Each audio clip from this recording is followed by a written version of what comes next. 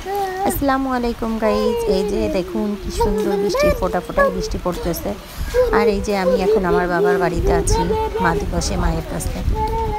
এই দেখুন কি সুন্দর মেঘলা পরিবেশ, আর তখন ভিতরে বৃষ্টি পড়তেছে, এখনও ঘুরি ঘুরি বৃষ্টি পড়তেছে।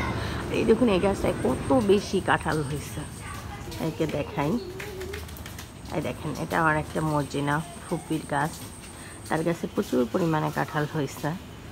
এই যে দেখুন অনেক সুন্দর, আপনারা সবাই মাশাআল্লাহ বলবেন। আর এখান থেকে অনেকগুলো কাঁঠাল খাওয়া হয়ে গেছে, কারণ হচ্ছে ইঁচড় রান্না করে। দেখুন কি সুন্দর, ওই যে পেয়ারা গাছ, ওই যে, আর ওই দেখুন বৃষ্টির কারণে সব কিছুই হয়েছে। এখানে একটা মাটিতে একটা যে কুমড়া শাক গাছ লাগানো হয়েছে, যেই বেগুন গাছটায় প্রচুর বেগুন ধরতো, প্রচুর বেগুন খাইছে আমার আন্টিরা।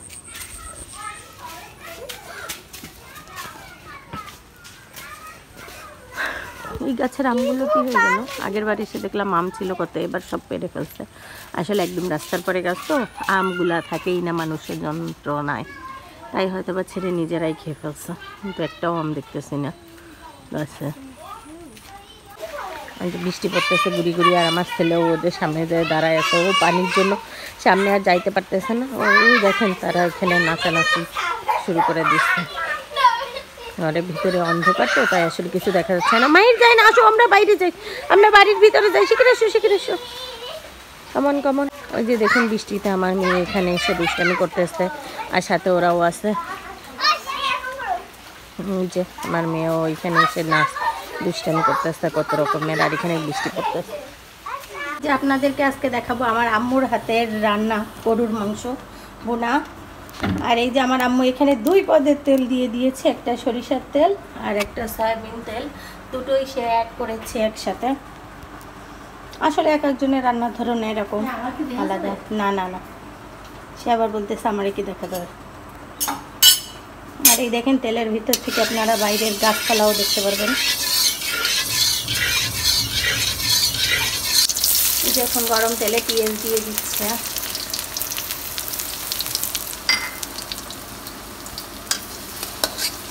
এখন সুন্দর করে পেঁয়াজটাকে লাল লাল করে ভেজে নিবে। রসুন বাটা দিয়ে দিল, এখন জিরা বাটা,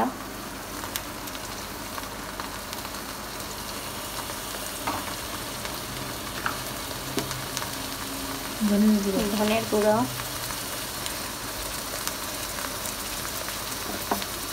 দিয়ে এখন নেড়ে নেবে। আর এখন এই যে আদা বাটা দিয়ে দিল,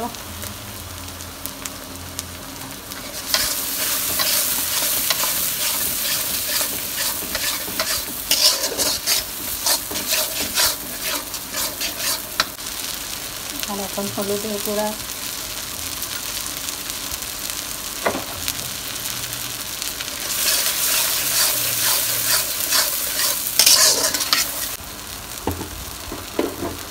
এখন দিবে ঝালের গুঁড়া,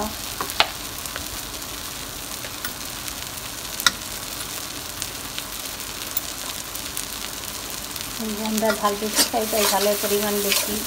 আপনারা যেমন খান আপনারা তেমনই দেবেন, তো কোনো প্রবলেম নেই। হবে লবণ। আর এখন এই যে তেজপাতা দিয়ে দেওয়া হচ্ছে, তেজপাতাতে বসে ফ্লেভারটা অনেক সুন্দর আছে,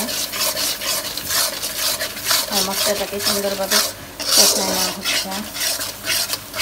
আমি তো আগেই বলেছি মশলা কষানোর উপরেই হচ্ছে রান্নাটা মূল। মশলা দিয়ে যত বেশি কষাবেন তার রান্নার স্বাদটা তত বেশি হয়েছে। হ্যাঁ রেডি। এখন এই যে এর ভিতরে গোছগুলো দিয়ে দিচ্ছে ধুয়ে।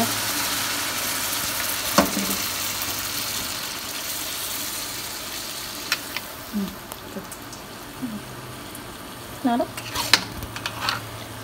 তোমারও দেওয়া যাচ্ছে না, সমস্যা নেই।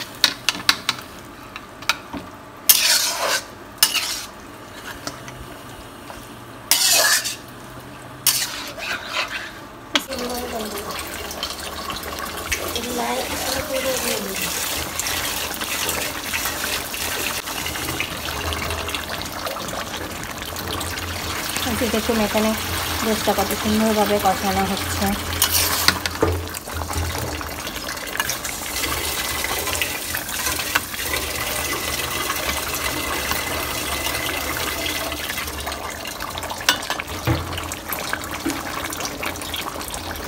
আর এই যে দেখুন আমার আম্মু এখানে গরম মশলার ফুল ফল ঝাল আসলে এলাচ লবঙ্গ দারচিনি এইগুলা হচ্ছে ভেজে নিয়েছে। এখন এটা গুঁড়া করে আবার এই মাংসের ভিতর দিয়ে মাংস কষানো রাখবে। এটা এখনও অনেকক্ষণ ধরে কষাবে।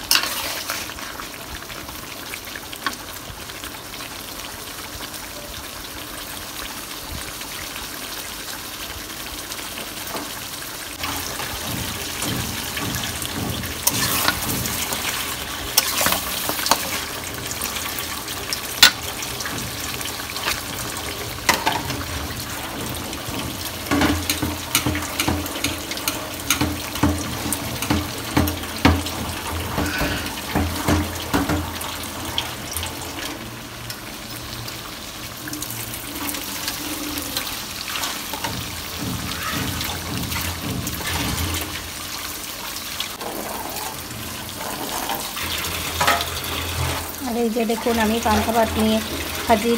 আম্মুর এই কষানো তৈরিতে খাবো বলে।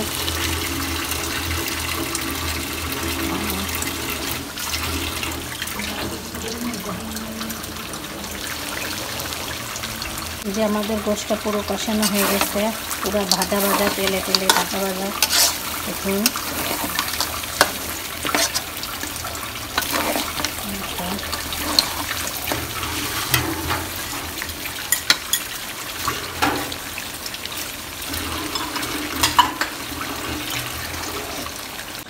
এই যে এখন এখানে গোশের ভিতরে কিছু আলুও অ্যাড করা হয়েছে। আলু দিয়ে আর একটু কষানো হবে।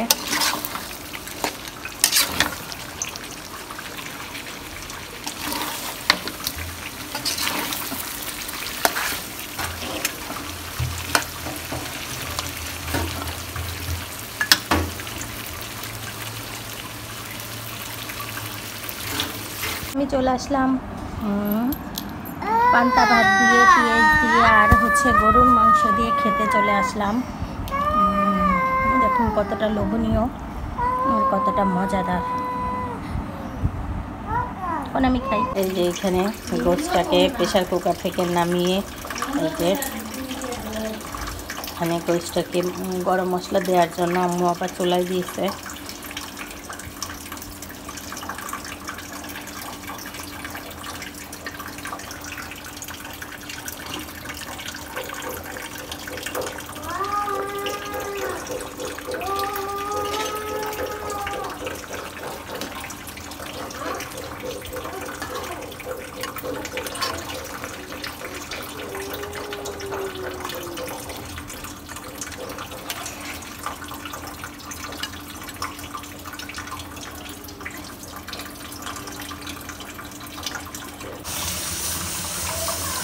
আর এই যে দেখুন এখানে এখন লাউ শাক রান্না হচ্ছে। লাউ শাক দিয়ে হচ্ছে আপনার চাষি মাছ,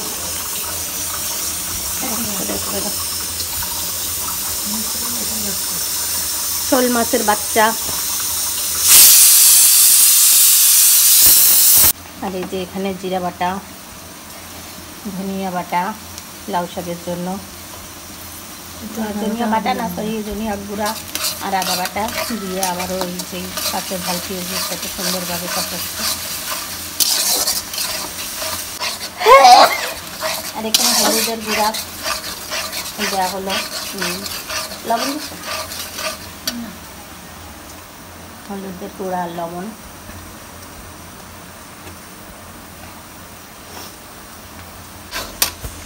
এবারে মশলাপাতি এবং ইটা কষানোর মধ্যে টাকি মাছগুলো দিয়ে দেওয়া হলো। টাকি মাছ তো না, শোল মাছের বাচ্চা।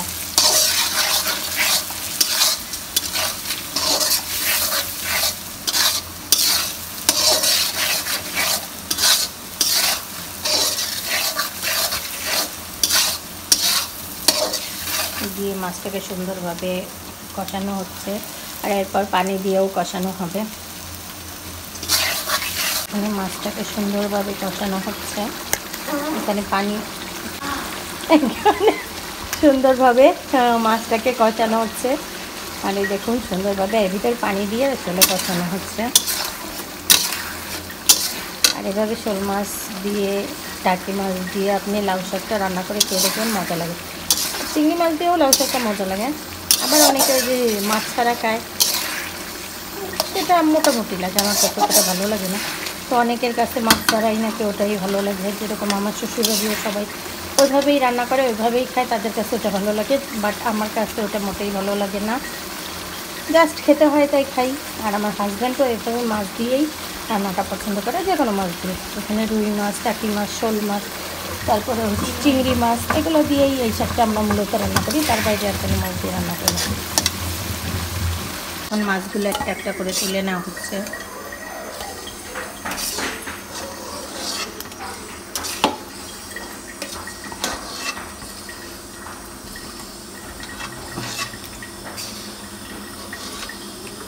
তুলে নিয়ে এর ভিতরে শাক দিয়ে ভালোভাবে শাকটা কষায় রান্না করা। এখন এর ভিতরে শাকগুলো দেওয়া হচ্ছে, শাকগুলো দিয়ে সুন্দরভাবে কষিয়ে নেওয়া হবে।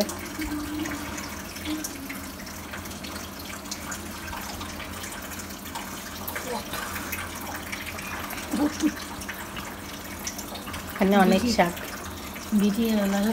দেখুন আমাদের গোশ রান্না হয়ে গেছে। আর এখন আমরা এই যে দুপুরের মতো খাওয়ার জন্য বেড়ে নিলাম। এই যে এখানে লোভনীয় গোশ, গরুর মাংস আসলে আমাদের অনেক পছন্দ। মুরগিটা অনেক ভালো লাগে না আসলে অতটা, কিন্তু তারপরেও খেতে হয়, কারণ গরুর গোশের যে দাম। আর ছেলে মেয়ে আসলে মুরগির গোশটাই বেশি পছন্দ করে, কারণ নরম থাকে তো, এই জন্য। আর এই যে দেখুন আমাদের লাউ শাক এখানে যে বেড়ে নেওয়া হয়েছে, এখান থেকে আম্মু অর্ধেক বেড়েও নিয়ে চলে গেছে। আর এই যে এখানে আসলে আমি গোসল করে নামাজ পড়তে পড়তে একটু লেট হয়ে গেছে, তো তাই আমার আম্মু আব্বু তাড়াতাড়ি বেড়ে ঠেড়ে নিয়ে চলে গেছে। এবং আমার আব্বু তো বাইরে যাবে, তাই আব্বু খাচ্ছে এখন, আব্বু আম্মু খাচ্ছে।